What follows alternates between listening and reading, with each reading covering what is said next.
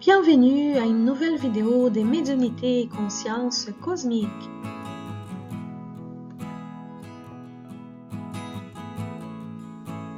Toute personne qui ressent à un degré quelconque l'influence des esprits est médium, et nous tous la sentons, même si nous ne sommes pas conscients de ceci. Cette faculté n'est pas alors un privilège de certaines personnes, malgré que les degrés de médiumnité peuvent grandement varier d'une personne à l'autre. On peut donc dire que toutes les personnes sont des médiums. Toutefois, dans la pratique, on appelle médium juste ceux dont la faculté médiumnique est clairement caractérisée par des effets évidents d'une certaine intensité, qui dépend d'une sensibilité qui est organique. En plus du fait que l'évidence de cette faculté varie grandement d'une personne à l'autre, chaque médium a aussi généralement une aptitude spéciale pour différents types de phénomènes. Alors, il y a beaucoup de variétés de médiums, de la même façon qu'il y a beaucoup de types de manifestations. Aussi, nous devons considérer que les esprits désincarnés peuvent être des médiums d'autres esprits désincarnés, d'hiérarchie spirituelle supérieure par exemple. Avec la transition planétaire, nous allons vivre dans ce que nous appelons l'ère de l'esprit, où tant la médiumnité comme la paranormalité seront très présentes dans nos vies. Plusieurs personnes sont familières avec ces deux termes, et très souvent, ils sont utilisés pour décrire la même chose. Mais est-ce qu'il s'agit en fait de la même chose? Sinon, quelle est la différence entre les deux? Il y a une différence essentielle, la présence et l'action des esprits dans la médiumnité et l'indépendance de l'interaction avec des esprits dans la paranormalité. Alors, quand nous parlons de médiumnité, ceci implique qu'il y a toujours l'action d'un esprit, tandis que lorsqu'il s'agit plutôt d'une faculté qui n'a pas besoin de l'influence d'un esprit pour se manifester, il s'agit de la paranormalité. Nous pouvons dire que nous sommes tous des médiums et que certaines personnes ont une mission médiumnique, c'est-à-dire la mission de servir au nom de la lumière supérieure dans les buts du bien supérieur à travers la médiumnité. En même temps, nous sommes tous paranormaux, mais seulement quelques-uns d'entre nous en sont conscients. La médiumnité n'exclut pas la paranormalité, et la paranormalité n'exclut pas la médiumnité. Le plus souvent, elles se confondent. La médiumnité est une faculté qui permet aux hommes de communiquer avec l'au-delà. Le médium est comme un téléphone dont un esprit utilise pour se communiquer. Cette faculté est liée à nos gènes, avec plusieurs caractéristiques psychophysiques et chimiques particulières et mesurables qui se passent dans notre corps au moment de l'interaction avec les esprits. Il est important de tenir en compte que le développement de la médiumnité dépend de l'organisme du médium et non de son développement moral. L'usage de la médiumnité toutefois peut être plus ou moins bonne selon les qualités morales du médium. Quand nous nous réincarnons, lorsque nous demandons ou que nous sommes invités à agir comme médium, nous avons une excellente opportunité de contribuer à l'implantation du bien sur la Terre, si nous travaillons avec amour, compassion et désintérêt. Les degrés de notre sensibilité médiumnique est défini avant notre incarnation, selon les travaux que nous nous proposons de développer dans notre prochaine vie et nos besoins d'apprentissage. Une fois la mission médiumnique définie, à chaque réincarnation où nous sommes soumis à cette épreuve, nous allons acquérir plus d'expérience et d'expertise dans les différentes facultés médiumniques.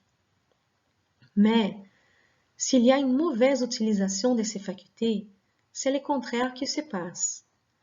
Au lieu de les développer, nous allons les bloquer.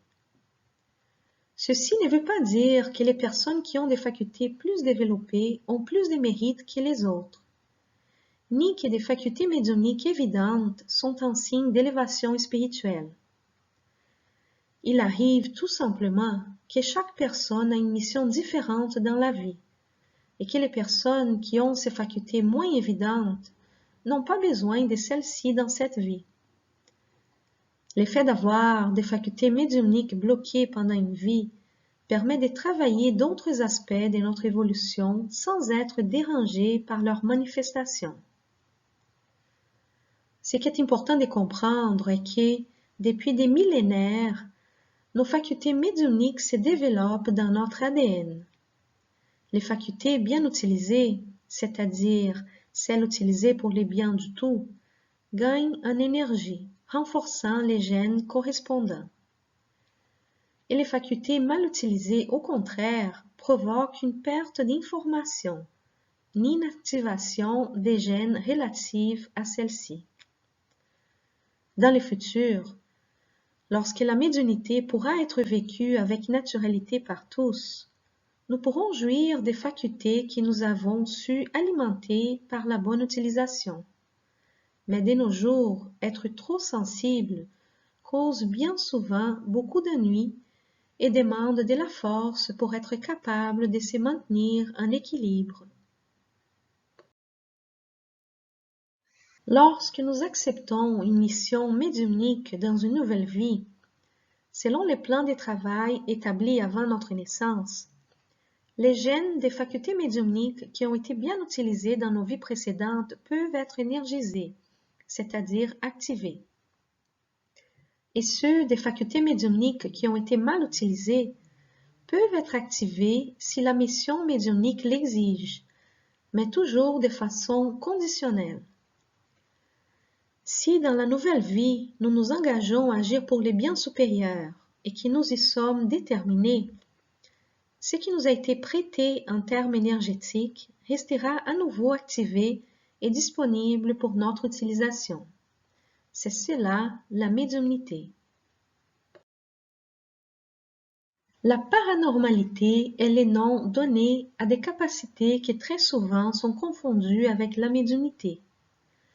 Il s'agit de capacités particulières à chaque individu qui sont en dehors de ce qu'on peut considérer normal. La paranormalité est un processus qui se déroule aussi par des activités psychophysiques et chimiques mesurables, mais, comme nous avons vu, sans l'intervention d'entités spirituelles. Son développement s'est produit avec l'éveil de la conscience de que nous sommes des êtres capables de réaliser des phénomènes espace-temps multidimensionnels.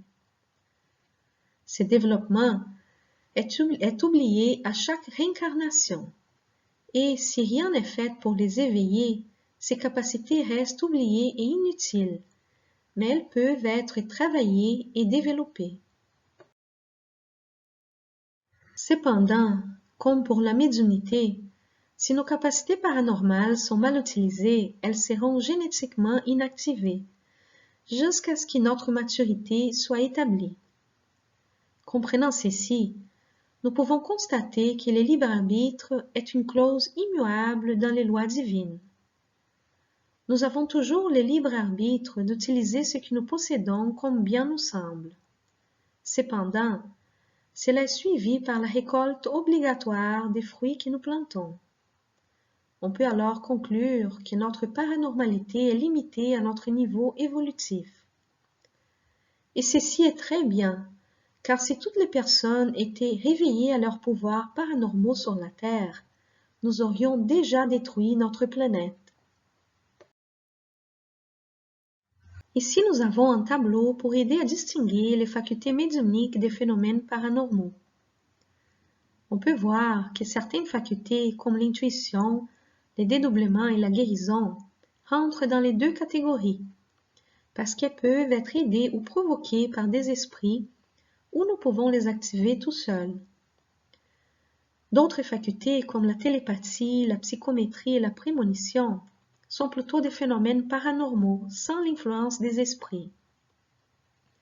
Malgré qu'on puisse, par exemple, communiquer de façon télépathique avec un esprit, cette communication peut aussi avoir lieu seulement entre des personnes incarnées, et elle dépend exclusivement de notre capacité paranormale.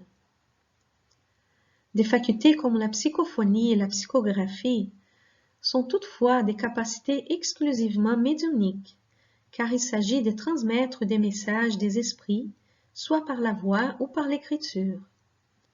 Dans d'autres vidéos, je vais parler plus en détail sur chacune de ces facultés. Avec la progression des études sur les cerveaux, il a été observé que différents types d'ondes sont associés à différents types d'activités. Pendant que nous sommes éveillés et en état d'alerte, il y a une prédominance des ondes bêta. Dans ces moments, notre esprit est tourné vers l'extérieur, vers l'exécution des tâches ou vers l'apprentissage. Les yogis appellent ceci l'état d'esprit de l'Occident, qui saute de branche en branche comme des petits singes. Lorsque nous méditons, notre cerveau vibre dans un mélange des ondes alpha et delta. C'est le meilleur état pour la connaissance de soi. La limite est imposée juste par l'esprit lui-même. Toutefois, pour que la manifestation de la médiumnité et de certains phénomènes paranormaux puisse avoir lieu, nous devons être plutôt dans un état de concentration où prédominent les ondes alpha. Dans cet état, l'esprit est tourné vers l'intérieur, vers la connaissance de soi. À ces moments, nous pouvons trouver des réponses, nos réflexions sont plus organisées et nos conflits peuvent être plus facilement révisés. Au-delà de ces états, on peut aussi arriver parfois à un état où il y a prédominance des ondes gamma, lorsque notre esprit est dans le mental abstrait. Ceci arrive lorsqu'il y a un contact avec des maîtres et avec notre propre essence divine. Cet état renforce nos dispositions d'amélioration et des progrès évolutifs. Merci d'avoir visionné cette vidéo. Si vous l'avez aimée, je vous remercie d'aider à la divulgation de la chaîne en vous abonnant, en cliquant sur like et en partageant son contenu. Si vous laissez des commentaires, ceci va aussi m'aider dans la préparation des prochaines vidéos. Une nouvelle vidéo est postée presque toutes les semaines, en addition aux vibrations pour la paix dans le monde qui sont postées tous les dimanches. À bientôt!